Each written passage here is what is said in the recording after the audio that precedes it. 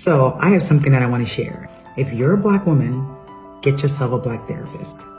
If you're considering therapy, you want to go to therapy, you're thinking about it, but you're not sure if you're going to be able to vibe with a therapist like that and they're going to understand you in ways that you don't even understand yourself, get yourself a Black therapist. A therapist that understands like dealing with microaggressions in work, the Black family, raising Black children, just the entire thing.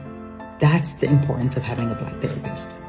I have been going to therapy now for, I would say, a couple of years. And initially, like the first 2 years, it sucked. I was like constantly flipping through a therapist because I couldn't find anybody who understood me and understood the struggle of another Black woman.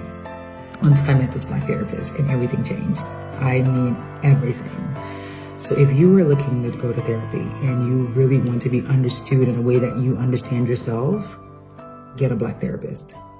Let me know. Get a Black therapist, come back and let me know how that goes, because I promise you it's going to change you in ways that you did not even imagine. I am so thankful for my Black therapist. She is an amazing Black woman, and I wouldn't be able to deal with the things that I'm dealing with without her. And I am so appreciative of her.